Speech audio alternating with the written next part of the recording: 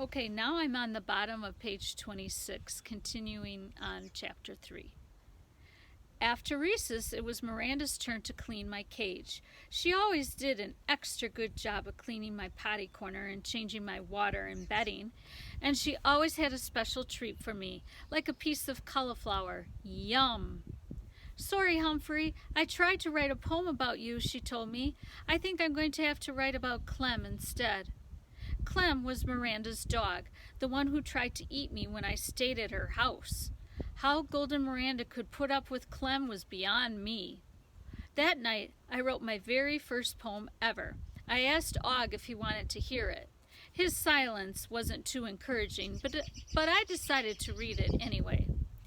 When Miss Brisbane left me for Brazil, she made me sad, sad, sad.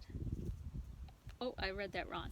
When Miss Mac left me for Brazil, she made me sad, sad, sad. When Clem the dog was mean to me, I felt real mad, mad, mad. Now Og's moved in and he has got me feeling bad, bad, bad. In fact, this is the worst week I have ever had. I waited to hear Og applaud, or at least give me a grudging boring.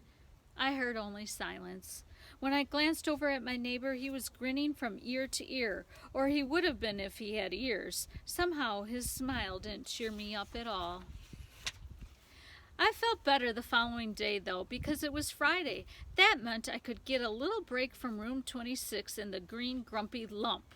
Every weekend a different student took me home, and I'd had many wonderful adventures with my classmates and their families. I'd even gone home with Principal Morales. This week I was going home with Wait for the Bell, Garth Tugwell. He wanted to take me home for a long time. Can I take Og home too? Asked Garth. I think Og can stay here, Mrs. Brisbane answered. Frogs don't need to eat every day, except when they're young. Funny, I didn't feel quite so sad, mad, bad anymore. Can't your mom pick us up? AJ asked Garth after school. I couldn't see him, but I could hear him as he waited outside for the bus. I had a blanket over my cage because it was cold outside. I didn't mind, though, as long as I was far, far, far away from Og, who hadn't even tried to say goodbye to me. My dad said not to bother her. She's been sick, said Garth. Couldn't your mom pick us up? I wish, AJ sighed. She has to pick up my sister from kindergarten and put the baby down for a nap. Did you tell your parents about Bean? Asked Garth. At least I thought he said Bean. Things sounded a little muffled under the blanket. Nah, said AJ. Last time I said somebody was picking on me, my dad signed me up for boxing lessons. I hated people punching me. It was worse than being picked on. I tried to sort out what AJ meant about getting picked on. By a bean? By a boxing bean? I didn't have time to figure it out before the bus arrived. Here goes, said Garth, lifting my cage. Let's stick together no matter what. Okay, be sure to sit in front of Miss Victoria, whispered AJ. That's the safest. By the shuffling and scuffling sounds, I could tell that we were on the bus. Luckily, a corner of the blanket slipped down and I could see Miss Victoria, the bus driver, glancing over her shoulder. Keep moving, guys, she said in a firm voice. Whoa, ladies, one of you has to go. Can't have 3 in a seat. 3 first-grade girls were huddled together in the seat right behind the bus driver. We're not moving until one of you goes. You move, Beth. The girl on the end timidly got up and started down the aisle, nervously looking back at her friends. Keep going, folks, Miss Victoria snapped. Suddenly, boom! The girl named Beth fell down flat on the floor right in front of us. Her book slid around the floor in all directions. The bus was quiet as Beth lay there until somebody said, Hey, Klutz, you dropped something. That was followed by a nasty snicker. You tripped her, said AJ in a voice not quite as loud as usual. Says you, AJ? What do those letters stand for anyway? Awful jerk? I crawled over to the side of the cage to see who was speaking. He was big for a kid. He had spiky hair and a scowl on his face. As Garth and AJ bent over to help Beth pick up her books, Miss Victoria called to the back of the bus.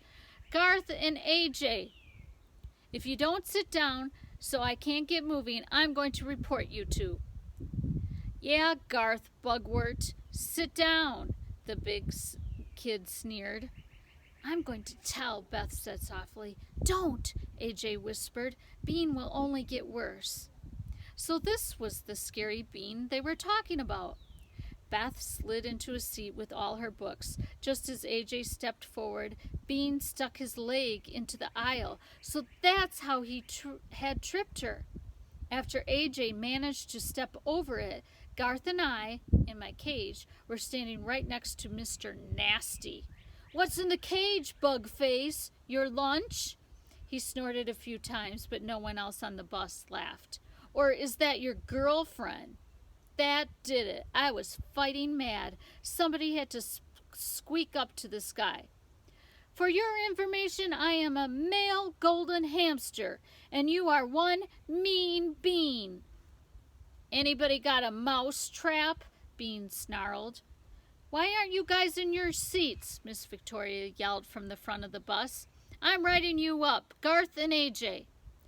Garth slid into a seat next to AJ.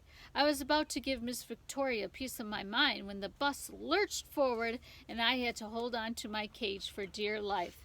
I was sorry I had eaten those Nutri-Nibbles just before we left. All week I'd been looking forward to going home with Garth. Now I wasn't sure I'd ever make it there. Friendship is one mind in two bodies. From Mencius, a Chinese philosopher.